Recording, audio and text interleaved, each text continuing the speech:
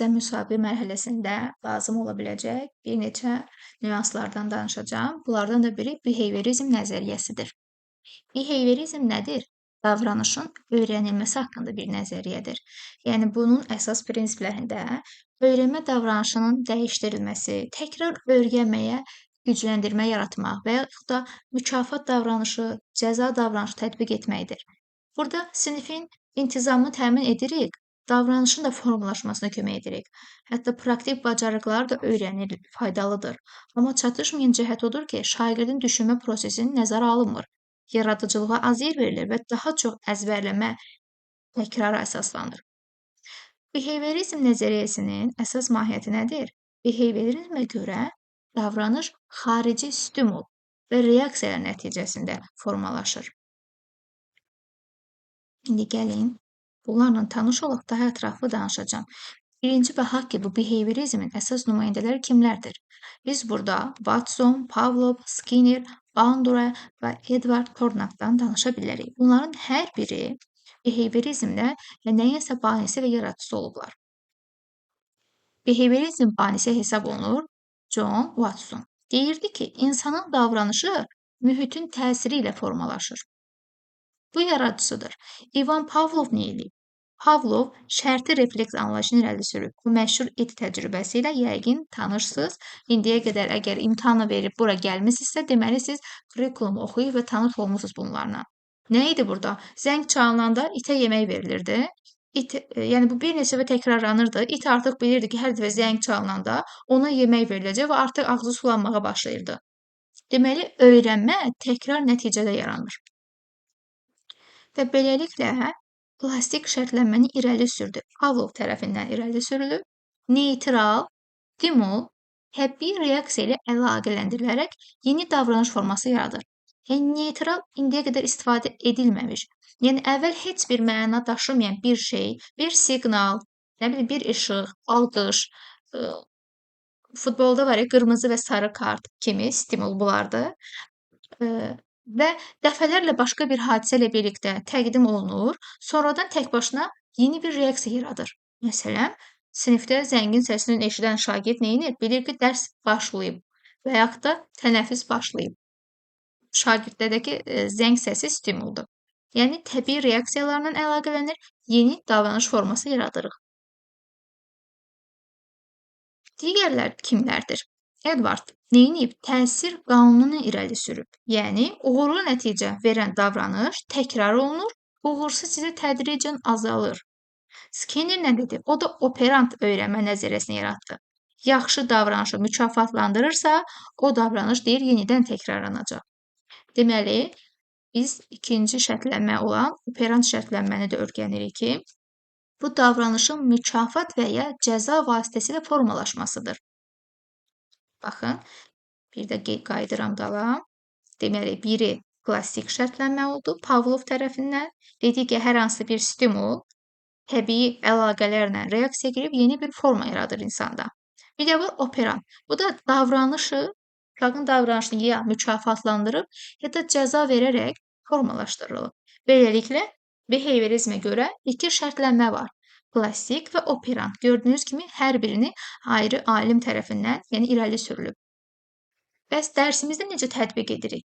Dərsdə şagirdlərin düzgün davranışını müsbət, yəni möhkəmləndirməklə qiymətləndirməliyik. Məsələn, fəal iştirak edən və yaradıcı iş təqdim edən şagirdləri tərifləyər, işlərini nümayiş etdirərəm, həvəsləndirərəm, lövhədə onların işlərini hər kəsə göstərərəm. Bununla yanaşı yalnız mükafatlandırma ilə kifayətlənməliyik. Şagirdlərin düşünmə, yaradıcılıq bacarığını da inkişaf etdirmək üçün digər yanaşmalardan da istifadə etmək lazım olur. Yəni, hər bir şagird sevir ki, onun işini lövhədə hər kəsə göstərəsiniz. Hətta birini göstərin, digəri də gəlir ki, müəllimə, mənimkini də göstərin də lövhədə. Bu, onlara həm motivasiya verir, həm də artıq behaviorizmə görə şərtlənməni edirik. Qısa bir dəfə də baxsaq, dedik ki, klassik və operant şərtlənmə var. Alimi kim idi klassikin? Pavlov. Yəni, it üzərində təcrübə aparan, operantda isə Skinnerdir. Əsas fikir nə idi? Dedik, stimul davranışı yaradır klassik. Stimul nə oldu? İnsanın davranışına, reaksiyasına, yəni səbəb olan bir hansı təsirdir. Reaksiya deməkdir, davranış deməkdir. Operantda nə oldu? Davranışın bir nəticəsində gələcəkdə davranışı müəyyən edir. Uşağın öz davranışı gələcəkdə ona yenə də göstərir, yön verir. Məsələn, yəni davranış yönümlü öyrənməkdə bu nəzəriyyəyə görə öyrənmə davranışın dəyişməsi deməkdir. İnsan düzgün davranışa mükafat, yanlış davranışa cəza və ya möhkəmləndirmənin olmaması nəticəsində öyrənir. İndi bunlarla da danışırıq. Qısa yadda saxlasaq, klassikdə stimul, yəni reaksiya verəcək, operantda davranış göstərəcək və nəticə əldə edəcək. Klassikdə avtomatik bir reaksiya yaranır, amma operantda isə davranış artır və ya azalır. İndi bunlara baxacağıq. Deməli, behaviorizmdə müsbət gücləndirmə, mənfi, müsbət cəza və mənfi cəza var. Gəlin bunu biraz axıra saxlayın. Təzədən gələrik, hamısını bir yerdə deyib qarışdırmaya fikrimizi. Başqa bir nümayəndədən, yenə Skinnerdən danışsaq, o deyirdi. Yəni, Skinner görə möhkəmləndirmə nədir? Möhkəmləndirmə müsbət və mənfi olur. Müsbət, şagirdlərə həmişə deyirik, afərin, sən 5, sən o 5 ulduz aldın. Şagird həvəslənir və yenə çalışır. Demək istədiyi budur. Mənfidə nədir? Burada cəza verilmir, sadəcə xoşa gəlməz vəziyyət aradan qalxır. Məsələn, şagird tapşırıq vaxtını yerinə yetirirsən, müəllim ev tapşırığı vermir. Şagird də deyir ki, mən dərsdə verilən tapşırığı yerinə yetirsən tez, evə tapşırıq əlavə olmayacaq. Girdiniz. Və yaxud da kim kompozisiyanı düzgün qursa, onun işini sinifdə lövhədə nümayiş etdirəcəm. Yəni, şagird çalışır və işi seçilir. Bu müsbət möhkəmləndirmədir. Nəticədə növbəti dərsdə də həvəslə işləyir. Yəni, müsbət möhkəmləndirmə xoş bir şey əlavə olunur. Davranış artır. Şagird düzgün davranır. Xoşuna gəlməyən bir şey də aradan qaldırılır. Daha sonra bir dənə də misal çəkək.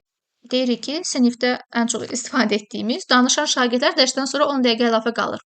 Onda şagird neyinir? Sakit işləyir. Müəllim də əlavə 10 dəqiqə saxlamır. Burada nə olur? Xoşa gəlməz vəziyyəti biz aradan qaldırırıq. Buna görə də mənfi möhkəmləndirmə edirik. Bir növ cəza sayılırıq da bunu. Amma bunun harası cəzadır?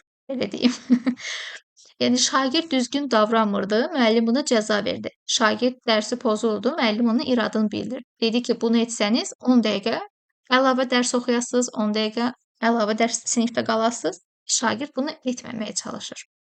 Bu da Skinnerin operant şərtləndirməsi ilə əlaqəli olaraq möhkəmləndirməsidir. Mənfi və müsbət. Daha sonra isə bunların müsbət gücləndirməsi var. Müsbət gücləndirmə nədir? İstənilən davranışdan sonra mükafat verməklə həmin davranışı yenə artırırıq. Yəni, şagird maraqlı kompozisiya dediyimiz kimi hazırlayıbsa, onu tərifləyir, işini sinifdə nümayiş etdirir. Bu gücləndirir, daha da gücləndirir onu. Mənfi gücləndirmə nə idi dedik? Davranışı artırmaq üçün xoşumuza gəlməyən o vəziyyəti aradan qaldırırıq. Yəni, burada deyirik ki, şagird tapşırıq vaxtını yerinə yetirdiyinə görə əlavə tapşırıq verilmir. Çünki mən istəyirəm ki, şagird sinifdə verdiyim tapşırığı yerinə yetirsin. Mənfi gücləndirmə edirəm ona. Və o da yerinə yetirir və gələcəkdə bilir ki, artıq həmişə vaxtını yerinə yetirsə, əlavə tapşırıq verilməyəcək. Cəzalandırmalardan var idi müsbət cəzalandırma. Arzu olunmaz hər hansı bir davranışı azaltmaq üçün xoşa gəlməyən bir nəticə əlavə edirəm. Şagirdin xoşuna gəlməyən bir nəticəni. Tapşırıq etməyən şagirdə əlavə başqa bir tapşırıq verirəm. Yenə də arzu olmayan bir davranışı aradan qaldırmalıyım. Artıq burada cəza verirəm uşağa. Onun xoşuna gəlməyən nədir? Təbii ki, əlavə dərs. Mən bir dəfə də geri qayıdıb sizə ümumi nəticəni göstərmək istəyərəm. Daha yaxşı möhkəmləndirək. Dedik ki, bu behaviorizmin operant şərtlənməsində 4 anlayış var. Müsbət gücləmə, mənfi gücləmə, müsbət cəza, mənfi cəza. Güclənmə nə idi? Yaxşı bir şey əlavə olundu, davranış artdı. Nümunələrimizdə danışırdım, hər birindən qısa-qısa yazmışım yenə. Yəni, şagirdi təriflədim. Müsbət gücləndi. Mənfi güclənmə nədir? Xoşuma gəlməyən bir şey aradan qaldırıldı. Yenə davranış artır. Tapşırıq edən şagird dedi ki, əlavə iş verilmir. Cəzalar nə idi? Müsbət cəza nə idi? Xoşa gəlməz bir şey əlavə olunur bura. Burada mənfi güclənmədə xoşagəlməz bir şey aradan qaldırdım. Cəzada isə əlavə edirəm. Cəza nədir? Verməkdir, əlavə etməkdir. Davranışı azaltmaq istəyirəm. Hər hansı bir davranışı mən uşaqda azaltmaq üçün cəzanı hər hansı davranışını artırmaq üçün gücləndirməni tətbiq edirəm. Yəni, müəllim burada irad tutur, cəzalandırır, nə isə azaldır şagird. Müsbət yönlü. Mənfi yönlü cəzada xoş olan bir şeyini uşaqdan alırıq. Uşağın əlindən sevdiyi qələmini alırıq, misal üçün. Kitabını alırıq. Bu davranışı azaldır, bizim istəmədiyimiz davranışı. Tənəffüsə çıxmamasına icazə verilməməsi də təbii ki, uşaqların hər biri tənəffüsə çıxmaq istəyir. Biz onun əlindən alsaq, bu mənfi cəzalandırma olur uşağa. İstəmədiyimiz davranışını azaldırıq. Videonu bəyənməyi və kanala abunə olmağı unutmayın. Yeni dərslərdə görüşənədək.